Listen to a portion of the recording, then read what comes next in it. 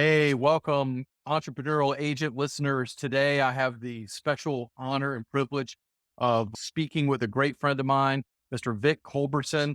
Vic is just an amazing guy. He's married, father of three, brand new grandfather. In addition to that, he's a real estate agent in Eastern Virginia, Northeastern North Carolina, been involved in the business now for quite a few years. And on top of that, he has another full-time gig. I'll let him tell you about that, which is super awesome. And it's a guy you never want to make mad though, because he is a second degree black belt in Taekwondo. So anyway, Vic, welcome to the show. Hey, Paul, I'm glad to be here. Thanks for the invitation and glad to be sharing some stuff with you today. Yeah, yeah. Well, again, I appreciate you coming on. I know we've known each other for quite a while and been wanting to try to corral you to get you in here. I know you're super busy. Tell everyone just a little bit about your background. How did you get involved in the real estate world? Well, I have always had an idea that I wanted to be in real estate for many, many years and have really thought it would be a great thing. My other gig that Paul mentioned is I'm also a pastor. And so being in real estate gives me another way to be in relationship with people. I have been with people in various settings, some exciting settings and some not so exciting settings, but helping people find their place in the world has always been something that's been important to me. And now I get to do that with real estate in Northeastern North Carolina and the Tidewater area of Virginia. And it's just been like the next thing in what I'm able to do and how I'm able to help people. So I'm very, very thankful to be able to do all this together. Works pretty well. Well, that's an interesting concept, that this whole idea of, your ministry and your business.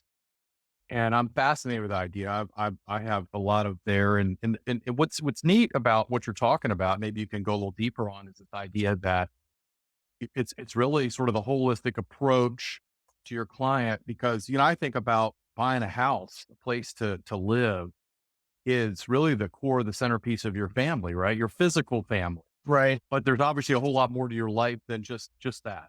Just the physical stuff for sure.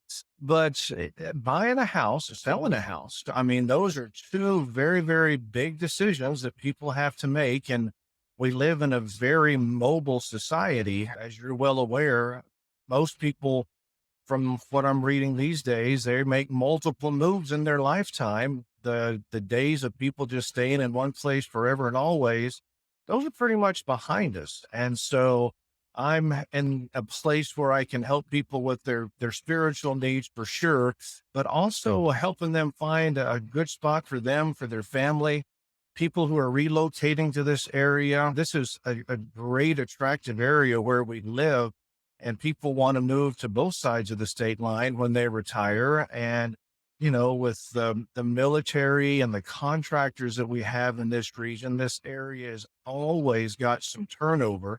Sometimes it's turning over faster than others, but there's always turnover. And whenever there's turnover or whenever there's change, that creates some crisis, and crisis can be a good thing.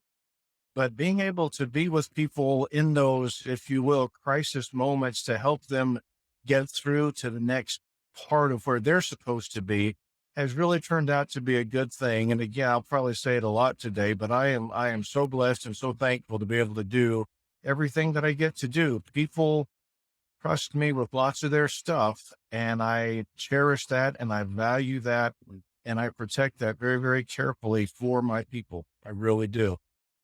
Well, trust is an interesting word today, right? We live in, it seems like a vacuous world where that's one of the critical elements I think that we're missing today in society. There's not a lot of trust. When you look at the news media and the world and things like that, just to have somebody in such a critical period in your life. I mean, buying, selling, moving. I mean, but that's one of the, I don't know how it ranks, but it's one of the top three or four like most stressful events in your life. I think they've Yeah. done surveys Yeah. on, right? No, Before.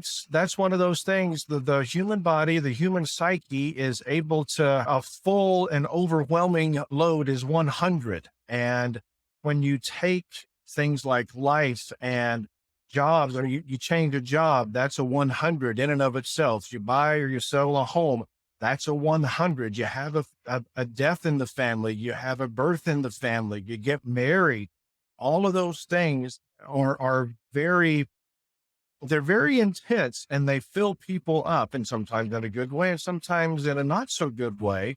But again, that's why I like to use the word crisis, because it's crisis. I've heard somebody say crisis is a dangerous opportunity. And if you can be with somebody, if you can be a Hmm. trusted resource with somebody who was going through a crisis and they're in the midst of a dangerous opportunity, and help them get through it. Again, it's just been a rewarding thing. And I am so pleased to be able to help all the folks that I've been able to help. Is that a like a typical approach of not to certainly not to denigrate any other real estate agents or whatnot? There's a lot of really good ones, but I mean, is that typically the approach? Is it? I mean, it sounds like you're really getting involved as much as the people your clients will allow you or Right. want you to be involved. I'm thinking, Right. right? Well, and people, my early mentors told me that, and this was just a general statement. It wasn't directed at me per se, but the one of the mentors said, people are doing this for a real estate transaction. They're not looking for a friend. They're not looking for somebody they're going to hang out with on a Friday night.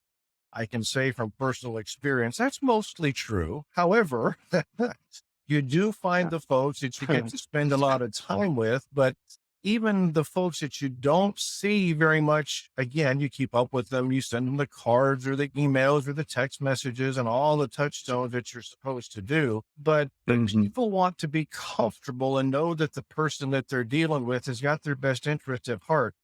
I cannot tell you how frustrating it is to be in an open house when another agent walks in and starts trying to sell your clients their property on a different location, even though they're there with somebody else supposedly to look at the same house. To me, that's kind of disingenuous, and that really settles poorly, I think, in people's minds. And so that's not my guy's best interest. That's his best interest for sure. But I just, Right. helping people in those tough moments and making sure that they can get through is what we ought to be about. And without having to be their friend, but being their friend. I mean, I'm kind of going back and forth, but it's kind of a balancing act, and you figure it out. What's the balance? You really do. Mhm. Right, right. That makes sense, and that's experience, and it just sounds like you come from a position of you're not really putting yourself first. You're not thinking about you. You're thinking about them, how you can best serve them, which is clearly what you do in your other gig, as we call it, your other full time job. Right. Right? It's Right. focusing on the needs of someone else, and whenever you can do that. Yeah.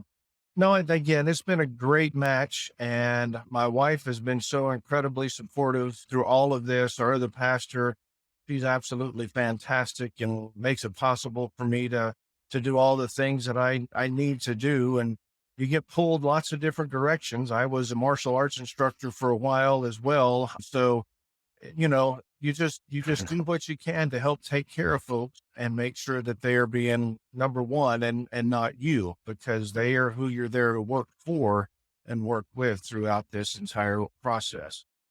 Right, right. Excellent. Well, I want to dig into your martial arts a little bit maybe later and how you can integrate that in real estate if you've had to use it in certain transactions or negotiations or that sort of Yeah. thing. We don't need But no freaking no, and machete, all because I am the machete. It's all good. yes, yes, you can single-handedly take 3 steel beams and break them in half with your left hand, right? Yeah, right, exactly.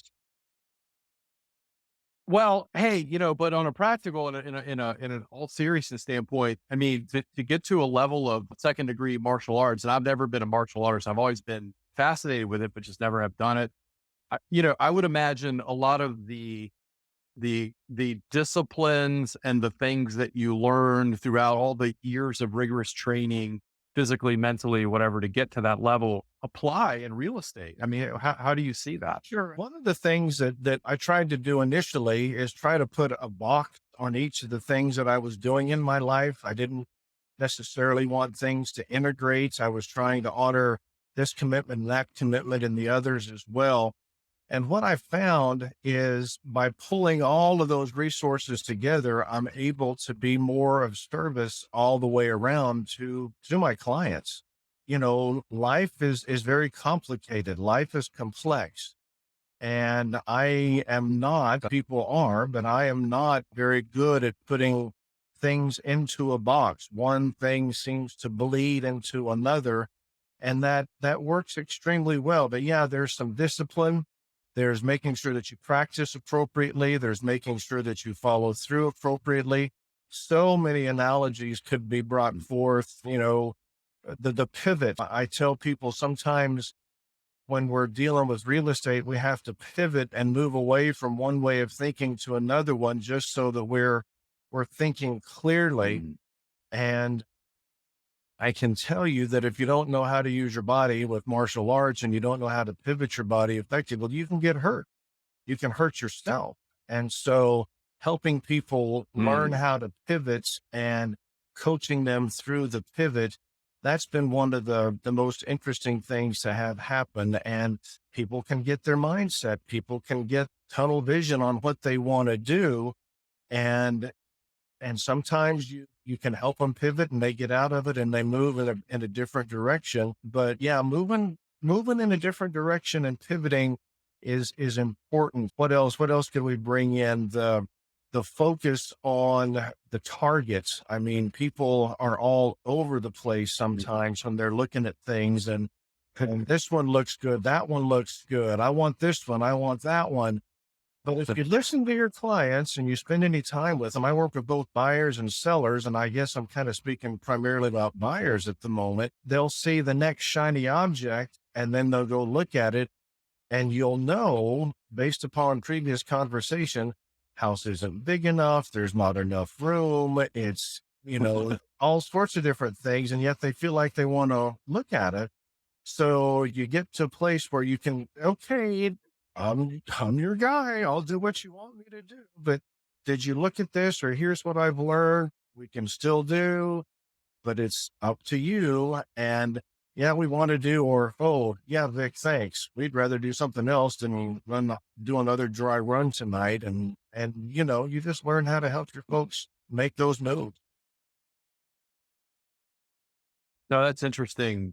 Focusing on the target. I think, again, you go back in the situation, it's a very emotional experience for somebody, right? So they're moving, they've got a reason to move. Who knows what it is? Maybe it's a positive reason. Maybe they're expanding their family. Maybe it's a positive job change, but maybe potentially into a new area. Could be a unfortunate reason they're moving or whatnot. But in any event, they're already emotionally engaged, right? And so focusing is probably one of the most difficult things. So it's interesting you bring that up. And as far as pivoting now, we know the market's changed quite a bit in Yeah. from the last 2 years. So, there's a pivot of expectation, there's a pivot of, what's realistic today. Talk about that. What are you seeing in the market and how are you having to adjust sort of expectations of your clients? Well, everybody who's been involved in real estate has watched the trends and sees how everything has been changing and things have been moving. I can tell you my personal experience. We haven't had a door slammed shut, but I tell you, at the end of the summer, the end of July into the middle of August, there was a really big turn in the market here. And just as an aside, this may help some of the people in the region. We had down here in northeastern North Carolina, in the midst of the interest rates going up, we had a new multiple listing service that we became a part of, and it totally changed our platform, totally changed our format.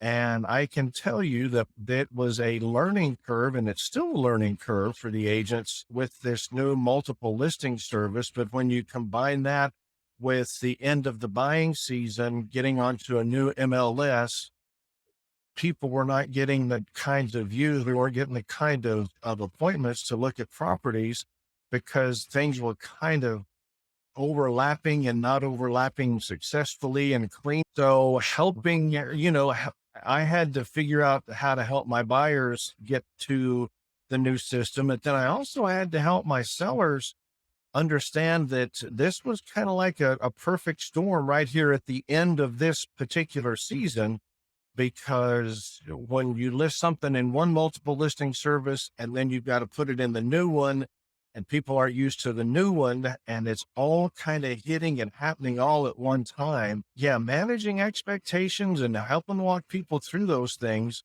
those are very important.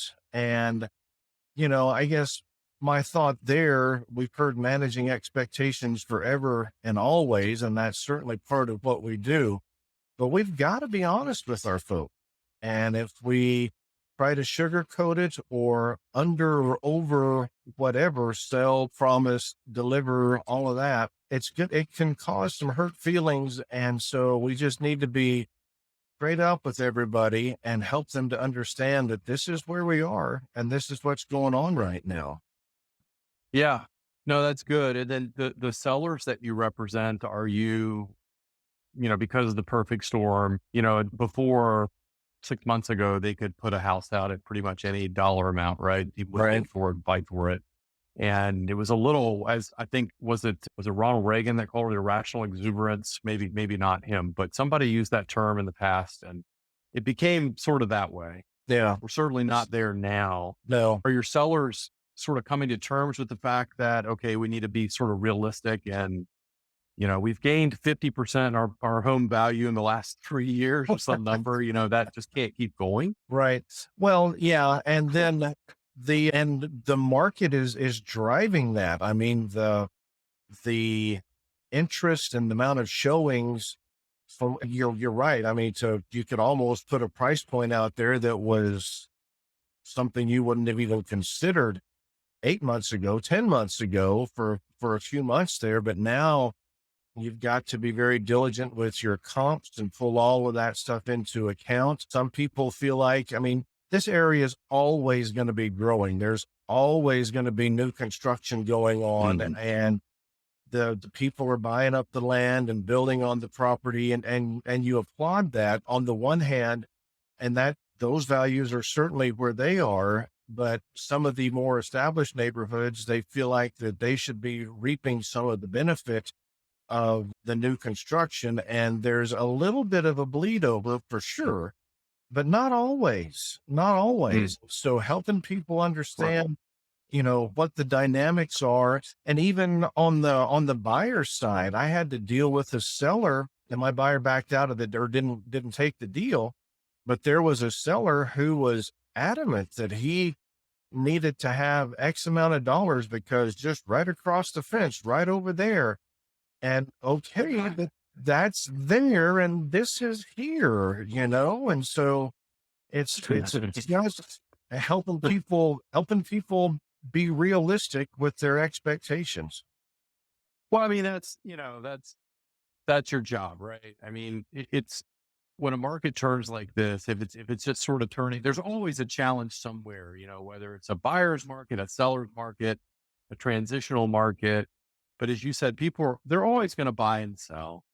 And, at the end of the day, when you look at kind of where we are now, there was a perfect storm, and rates did go up significantly the first half of this year as one of the components of your storm. But we're going to see that back off in the end, towards the end of the fourth quarter, as inflation starts to moderate a little bit. We we we believe that the November numbers based on October will start to show a reduction. Now that doesn't mean that we're not still in an inflationary environment. We are, and obviously Right. people are feeling that. But I think we're going to see, it's going to be interesting going into the late fall and the first quarter, because we still have sort of a shortage of inventory, right? I mean, are you seeing like a flood of inventory of houses on the market, or you're seeing, well, there's some, Right. but it's not Yeah, no, like. there's some. And before we started talking a moment ago, I went to the most recent set of statistics that I could get for Southeastern Virginia. And over the last 3 years, year to date, inventory is down, not significantly, but the trend has been down. So with inventory still being tight, but now buyers buyers aren't as willing, in my opinion, to just throw a number at a house because of where things are Mm. economically. And that's probably a good thing. It was great being so busy and turning handsprings there for a while, like we all did while this was going on.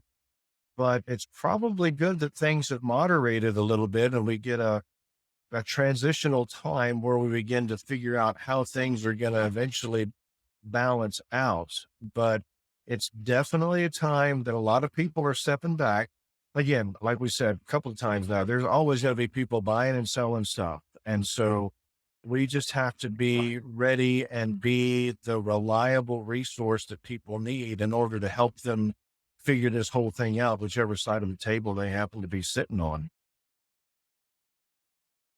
Yeah, yeah, it is interesting. And, you mentioned the word crisis a couple of times, creating an opportunity. And, I think when you look back over the last several years, I think from what I've seen, first time home buyers and people on the lower end sort of trying to get into the housing market have had a more difficult time because of the competitive nature.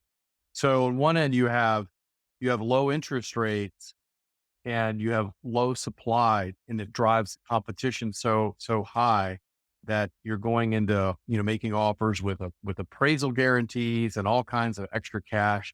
And a lot of first time, I know I didn't, as a first time home buyer, have the resources to, make an Right. offer like that. Right. So today, maybe we're moving back in a situation where that first time home buyer has a shot to get back in the market now because the sellers maybe are a little willing to negotiate a little bit. Yeah, no, I would totally agree with that. I have been working one first time home buyer comes to mind right now. We thought we had a spot and then we don't have a spot. But you're right. Historically, recent history, things have been so competitive, and first time home buyers, there's lots of benefits to being a first time home buyer. But one of the biggest things that dealing with first time home buyers is they really don't have a frame of reference and of how competitive things are. And they certainly didn't have a frame of reference for how quickly things were moving here just not too long ago. And so that's kind of overwhelming. And so again, that's part of the relationship building that we as realtors and real estate agents need to take on and take very seriously, is helping our first time home buyers figure out that they can weather the storm. And, you know, I've worked on both sides of the table for my sellers. Yeah, bring on the due diligence fee, man. You better bring a due diligence fee to the table. And on the buyer's side, especially with first time home buyers, $500, $250 in some cases. That's lots of money to write a check to somebody else, knowing that they will never see those dollars again. So part of the thing with first time home buyers is helping them trust you, but then we need to be sophisticated enough in what we're doing and competent enough in what we're doing to help them feel comfortable that when we say, hey, you should really consider this. This is what's going on. It's your dollars. You can do with them as you please, but this is what's going Mm. on. And it's important to gain that level of trust so that they will say, "Huh, okay, we'll go for it and we'll see what happens." Right. No, that's awesome. So switching gears a little bit, Vic, tell me about one of your most interesting or maybe even funny real estate transactions. Does anything come to mind? One of my, yeah, one of my very first set of transactions, it was a seller who wound up also being a buyer on each side of the state line. And I won't tell you which way they went, if they were selling in North Carolina or Virginia and buying in North Carolina or Virginia. But as a new agent, having to navigate the differences between Virginia and North Carolina in the same transaction. And this was with somebody who I felt like I was pretty close to, knew him through a completely unrelated enterprise. But that, man, I tell you what, I learned a whole heck of a lot. And I learned that we have to have a, again, I talked a moment ago about sequestering things or putting things in boxes. I didn't with North Carolina and Virginia. I tried to intermingle them for a little bit. Man, I tell you what, I've got my Virginia hat over here and my North Carolina hat over here, and I switch hats whenever I need to because it's just, it's the same process ultimately, but different dynamics on each side of the state line. So that was that was a big learning curve with that set of transactions. I learned a lot about managing expectations, about again, we have to be the expert that they trust, and learning how to do that when you're not sure yourself. God bless them. We got it all done. And I think they ultimately are happy that that was a big, big learning curve doing that transaction real early on in my career. Well, that is complicated and doing it early. And I think the note that strikes me is the importance of having somebody in a local market that understands the market, right? Because every market is different. You put a state line, you might be 5 miles apart, but you put a state line in there Right. and you really change the dynamic. Like you said, maybe the process is similar, but there are a lot of little nuances in that process and the dynamic, and then knowing who's involved in the transaction, from a professional standpoint. That's cool. So, what do you do for fun?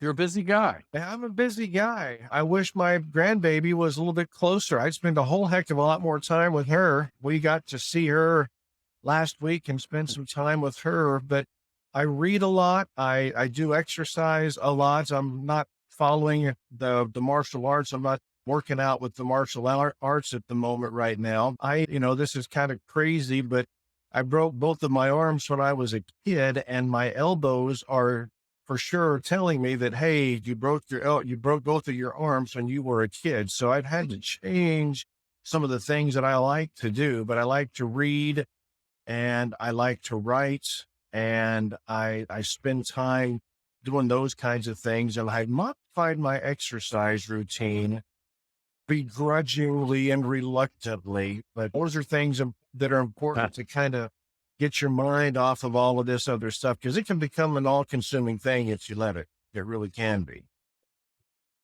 yeah, yeah, for sure, for sure.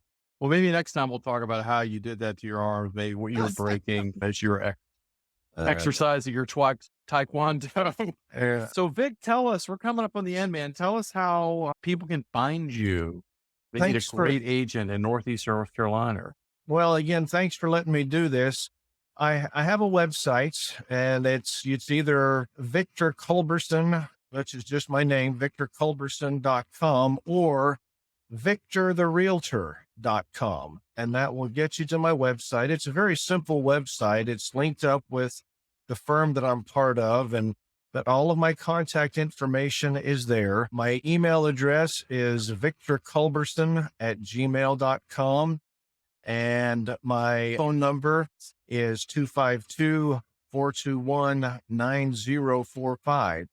Again, I'm licensed in Virginia and North Carolina, and I have been blessed to help people on both sides of the state line and in some pretty cool cases. I mean, it's just a huge blessing to be able to do this, and I would be glad to help you figure out your place in the world and see if you're coming or going, but help you land where you need to land.